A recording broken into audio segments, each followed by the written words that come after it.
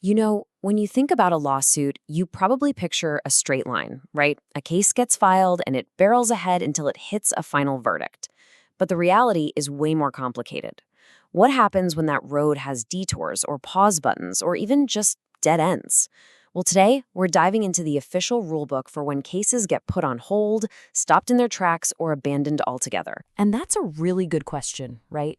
We all imagine these dramatic courtroom showdowns. But a lot of the time, the most important moments in a case is when everything just stops. So let's dig into the actual official reasons why that's allowed to happen. All right, so to really get our heads around this, we're going to break it down into 5 key concepts. We've got suspension, which is like the pause button, interruption, the emergency brake, withdrawal, which is a willful exit, then there's settlement, a mutual agreement, and finally, abatement, the forgotten case. Let's kick things off with the first one. Okay, so first up, let's talk about suspension. This isn't some random accident or a mistake. This is literally the legal system's version of a pause button. The entire case is intentionally, deliberately put on hold. And there are a couple of ways this can play out. So this can happen in a couple of ways. The first is pretty straightforward. Both sides, the plaintiff and the defendant, can just agree to pause the case. But the second way is when a judge orders it. This usually happens when the outcome of the case we're watching depends on a ruling in a completely different case. The judge is basically saying, hold on, let's see what happens over there first before we go any further here. But, and this is a big but, you can't just pause things forever. If the parties agree to a suspension themselves, the law is incredibly strict. 6 months is the absolute maximum. It's a hard limit, and it's there for a reason, to keep the whole legal process from just stalling out. And this is where it gets really interesting.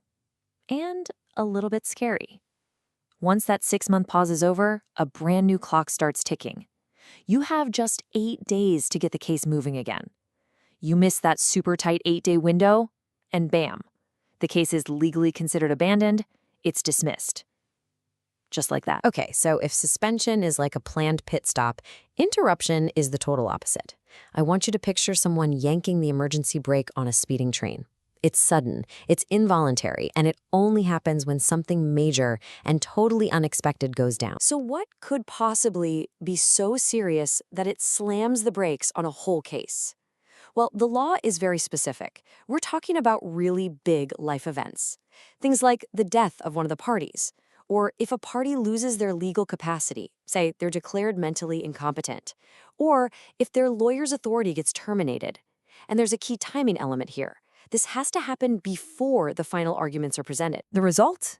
An immediate and total freeze. The second one of these events happens, the entire case is frozen in time. All the deadlines are paused, all procedures just stop. And anything that happens during this freeze period, it's legally void. Legally speaking, it's like it never even happened. All right, so we've covered planned pauses and emergency stops. But what happens if the person who started the whole thing just decides they're done? Well, that's what we call a withdrawal. It's a conscious choice to just take the exit ramp and leave the case behind. Now, this is super, super important because withdrawing isn't just one thing. It's 2 completely different moves. First, you can withdraw from the case. This cancels the current lawsuit. You might have to pay some legal costs, but hey, you could potentially refile it later. But then there's withdrawing from the right, and this one is a huge deal. You're not just dropping the lawsuit, you are basically tearing up your right to sue over that issue forever. It's gone. No takebacks, no do-overs, and no appeals. But what if it's not one person walking away, but both sides deciding to just call it a day?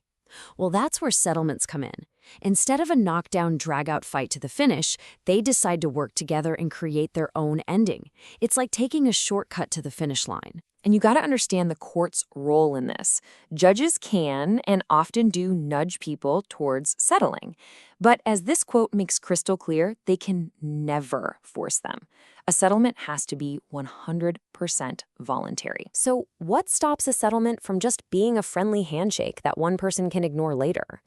It's because it becomes what's called an enforceable instrument. That's a fancy term. But what it means is that once that agreement is written down and stamped by the court, it has the exact same legal power as a judge's final verdict. It's binding. Okay, so our last stop on this tour of legal detours is abatement. This is what happens when a case isn't paused, it isn't settled, it just gets forgotten, like an old file left in a dusty cabinet. It's the system's own cleanup crew for lawsuits that have been totally neglected. The law has two different clocks for this. After 1 year of complete inactivity from the plaintiff, the other side can actually go to the court and say, hey, nothing's happened for a year. Let's shut this down. But 3 years? That's the automatic kill switch. After 3 years of silence, the law itself just says, nope, we're done here. It happens automatically by what's called force of law. The case is just over. So when you step back and look at all of this, suspension, interruption, abatement, you start to see the big picture. These aren't just weird little technical rules. They're absolutely crucial mechanisms built into the system. They're all about making sure the whole legal process doesn't get clogged up and grind to a halt. They keep the wheels of justice turning for everybody. And that really brings us to a fascinating final thought. We're so focused on the end result, the verdict. But after seeing all these detours, these shortcuts, these emergency stops, you have to wonder, so does justice only happen at the finish line with a final verdict? Or is it actually about all these rules of the road that make the journey itself fair and functional? Something to think about.